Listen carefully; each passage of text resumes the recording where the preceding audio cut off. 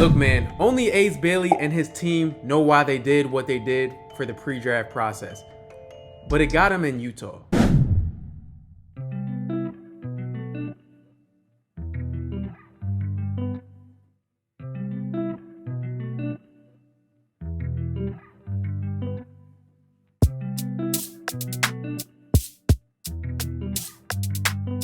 What's good, YouTube? Welcome to another episode of Wrong vs. Right. I'm your host, Jay. If you're new to the channel, be sure to subscribe below and hit that button. Here we're talking about probably the most controversial player in the entire NBA draft this year, Ace Bailey, going to the Utah Jazz. And stay tuned for later in the video where I'm going to tell you if the Jazz made the right decision in drafting Ace Bailey or not. Ace Bailey arrived in Utah on Saturday, fresh off the jet, dapped up the coach, said what's up to the Utah family over there. He was all smiles and he looked ready to go. As you know, Ace Bailey's just focused on basketball and he wants to control what he can control. Listen, I hope he does well. I know a lot of people are hating on him for the way he handled it.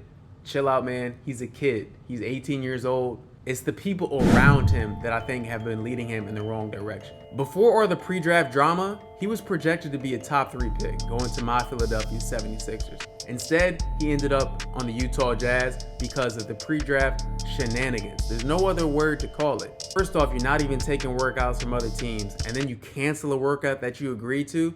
You almost should have just told me no in the beginning. That's like scheduling a date and then getting canceled on the last minute. That just hurts, man. But no, in all seriousness, he fell to the Jazz, and the Ainge family grabbed him up, as they do. The Ainges are going to take talent. Danny Ainge is going to draft talent. That's what he does. And the talent is undeniable.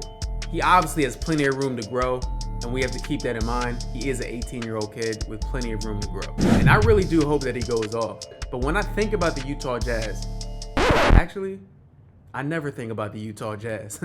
But they're one of the worst teams in the NBA. They haven't been relevant since Donovan Mitchell and Rudy Gobert back in like 2022. So if Ace Bailey and his team's wishes were to go out there and just take up a lot of shots, he can do that in Utah just fine. They just traded away Colin Sexton to the Charlotte Hornets for Jusuf Nurkic.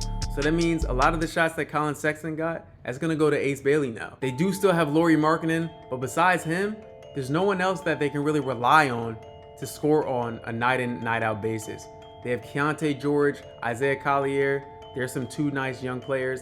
They also drafted the point guard out of Florida, so he knows how to set people up for sure. Ace Bailey is gonna get a ton of opportunities to go off. He has a reputation of being a tough shot maker. At 6'7" with a 7-foot wingspan, he can get a shot off against most defenders. Also, he's a capable defender. At his height and length, he has the ability to guard probably 1 through 3, maybe a 4 if he puts on some strength. Now, by no means are the Jazz making the playoffs or probably even coming close to the playoffs, but he's gonna have the opportunity to show that, hey, maybe I can be a franchise guy, or I can at least be a serviceable wing player in the league. But again, this is all assuming that his game from college transitions into the NBA, where everybody is super athletic and everybody knows how to play at the top level. The awesome thing about the NBA is that you don't have to wait too long to watch more basketball.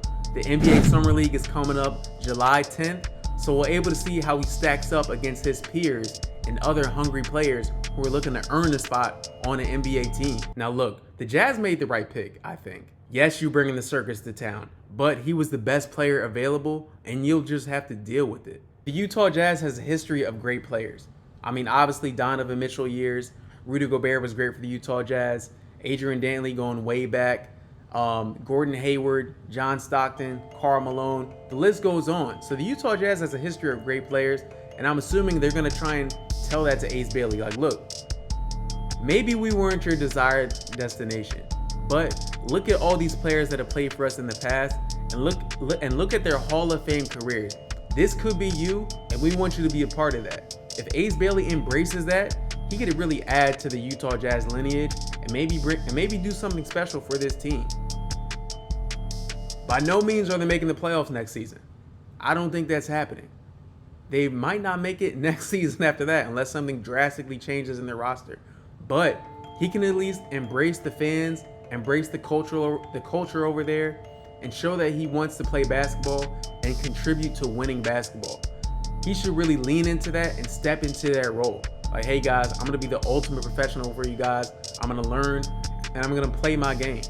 But let me know your thoughts down below in the comments. How will Ace Bailey's game translate in the NBA? Will he be successful? Will he embrace the culture of the Jazz? Let me know your thoughts down below in the comments, and be sure to subscribe to the channel if you're new. Everybody can't be wrong, everybody can't be right. I'm out.